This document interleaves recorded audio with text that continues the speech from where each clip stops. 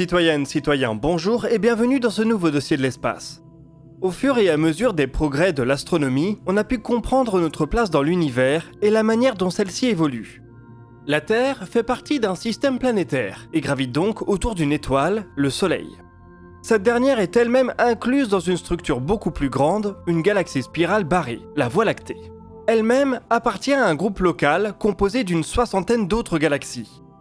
À toutes ces échelles, ces différents objets sont en mouvement, les uns par rapport aux autres ou les uns avec les autres. En l'absence d'un référent absolu, il est difficile de caractériser ce mouvement.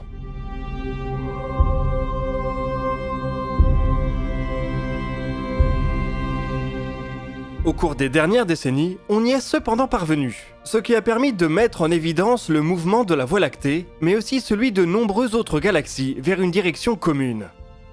C'est comme si toute une partie de notre univers local était inexorablement attirée vers un point commun. Dans le langage des astrophysiciens, il a été dénommé le grand attracteur.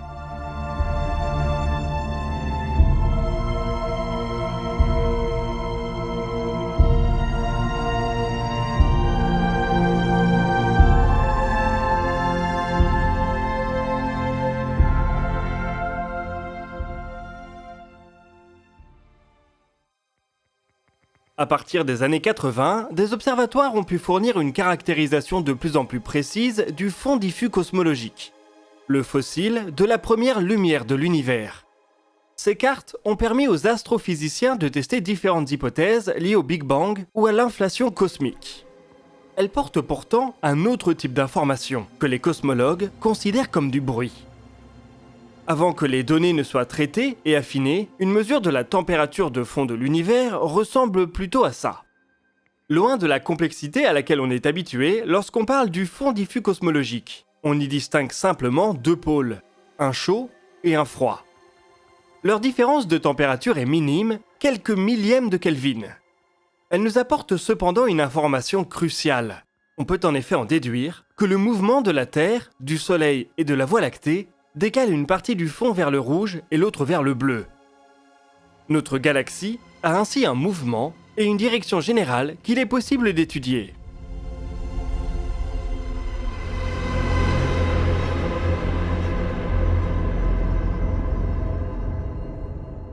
Ce que le fond diffus cosmologique nous raconte à travers cette différence de température, c'est que le système solaire et même toute la galaxie se déplacent en direction de la constellation du Centaure, à environ 600 km par seconde. Les mouvements des galaxies à grande échelle peuvent s'expliquer par deux facteurs. Il y a d'une part l'expansion accélérée de l'univers, qui tend à éloigner les objets distants les uns des autres, et d'autre part, la gravitation, qui agit à la manière d'une force attractive. Comment savoir ici la raison du mouvement de la Voie lactée ? À la fin des années 80, des astrophysiciens ont commencé à caractériser le mouvement d'autres galaxies, dans un voisinage plus ou moins proche de la Terre. Et ils se sont rendus compte que ce n'était pas que la Voie lactée qui semblait ainsi attirée vers la constellation du Centaure. Plusieurs centaines de galaxies, réparties sur une région couvrant des centaines de millions d'années-lumière, subissent le même mouvement. On semble donc avoir ici affaire à une force attractive qui serait logiquement imputable à la gravitation. Le grand attracteur pourrait ainsi découler d'une masse énorme qui agirait comme une influence gravitationnelle locale majeure.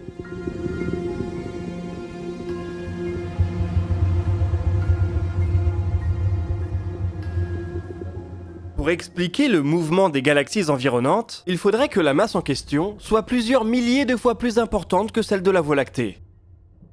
Il n'y a guère qu'un superamas, regroupant lui-même un très grand nombre de galaxies, qui puisse prétendre à une telle influence gravitationnelle. Cette superstructure à l'échelle de l'univers devrait donc être facilement observable.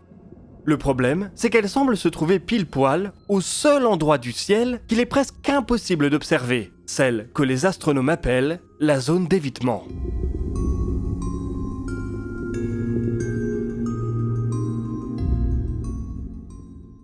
La zone d'évitement est due à notre propre galaxie, la Voie lactée. Nous évoluons sur un de ses bords, et lorsque nous regardons vers son centre, le ciel est rempli par les étoiles et la poussière qui la composent. C'est donc la zone d'évitement qui a donné son nom à notre galaxie. Elle offre un spectacle féerique lors des nuits claires, mais complique le travail des astronomes. Il est quasiment impossible d'observer ce qui se trouve au-delà du plan galactique, là où semble se trouver le grand attracteur. Malgré cette difficulté, il existe déjà des candidats pour expliquer cette influence gravitationnelle. En 2016, un superamas de galaxies a pu être découvert dans la zone d'évitement, à 800 millions d'années-lumière de notre galaxie. Baptisé superamas des voiles, il semble être très massif, environ 1000 fois plus que notre galaxie. Il n'est cependant pas assez massif pour expliquer à lui seul le mouvement de la Voie lactée et des centaines d'autres galaxies qui se dirigent vers le grand attracteur. Dans la région, on trouve aussi le superamas de Shapley, qui est tout simplement la plus grande structure connue de l'univers local. Il se trouve à environ 650 millions d'années-lumière de nous et pourrait contenir jusqu'à 10 millions de milliards de masses solaires dans une dizaine de milliers de galaxies.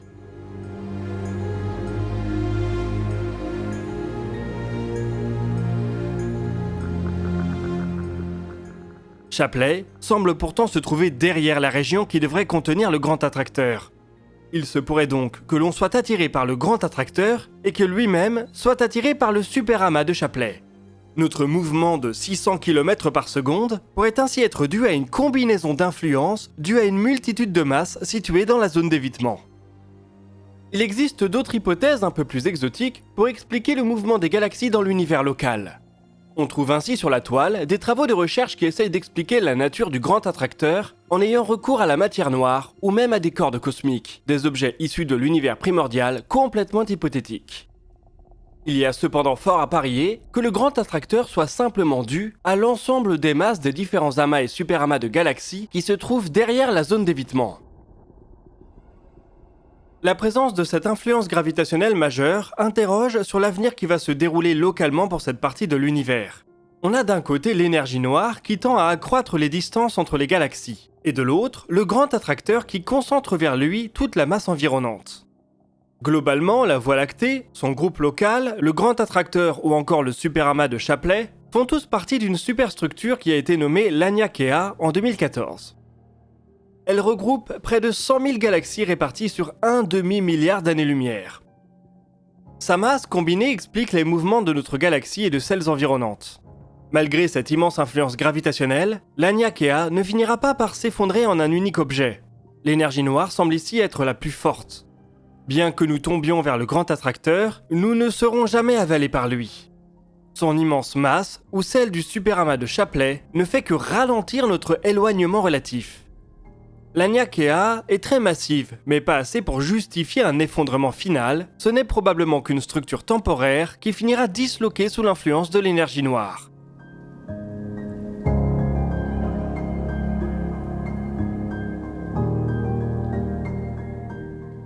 Ce sont des constats tels que celui-ci qui nous démontrent le pouvoir phénoménal de cette dernière. L'univers semble rempli de structures similaires à Laniakea, qui viennent ralentir localement l'éloignement des galaxies. En 2008, un groupe d'astrophysiciens a ainsi identifié ce qu'ils ont appelé le courant noir, un ensemble d'amas de galaxies qui semblent être attirés par une direction particulière. Le phénomène a été détecté dans la même région que le grand attracteur, mais n'est pas lié à celui-ci. En effet, certains des amas affectés par le courant noir seraient distants de plus de 2,5 milliards d'années-lumière. Les découvreurs du phénomène ont spéculé sur le fait que le responsable de ce courant pourrait se trouver en dehors de l'univers observable, à plus de 46 milliards d'années-lumière donc. Il aurait imprimé sa marque gravitationnelle avant d'être transporté hors de notre vue par l'inflation cosmique, la période de croissance extrême qui a accompagné le Big Bang. Bon, là, on est clairement sur une hypothèse qui demande des preuves. Surtout que l'existence même du courant noir est loin de faire l'unanimité. Selon les observatoires et les équipes qui analysent leurs données, on n'a pas tout à fait le même son de cloche.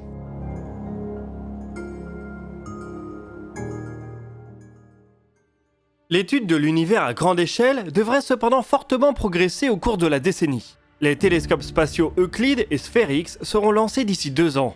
Ils aideront à façonner des cartes 3D de l'univers remontant jusqu'à 10 milliards d'années dans le passé. Ce sera l'occasion de voir comment la matière noire et l'énergie noire ont joué un rôle sur l'organisation des grandes structures. Cela permettra peut-être aussi de mieux comprendre l'agencement gravitationnel des superamas qui entourent la Voie lactée. Les 2 observatoires seront rejoints au cours de la deuxième moitié de la décennie par le télescope Nancy Grace Roman avec une mission similaire. En parallèle de cet effort, des tentatives de plus en plus ingénieuses sont menées pour comprendre la structure de l'univers à grande échelle derrière la zone d'évitement. Cela passe par des observations en infrarouge, en rayons X ou dans le domaine radio qui ont déjà permis de réduire la taille de la zone. Le recours à l'intelligence artificielle est aussi exploré pour simuler la distribution des galaxies derrière la zone d'évitement. À défaut de le voir directement, cela permettra peut-être de simuler le grand attracteur. Ce sera notre seule chance de voir à quoi ressemble cette énorme concentration de masse qui nous attire gravitationnellement, mais de laquelle nous serons séparés à jamais.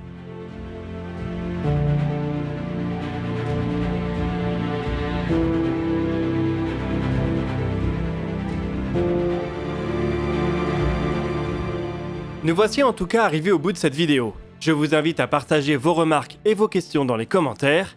Nous répondrons à certaines d'entre elles dans la vidéo qui sortira le samedi 25 juin à 17h. Vous pouvez également y retrouver des liens vers nos sources, nos réseaux sociaux et nos podcasts. Nous, on se donne rendez-vous la semaine prochaine pour un nouveau DNDE, et d'ici là, citoyennes, citoyens, portez-vous bien.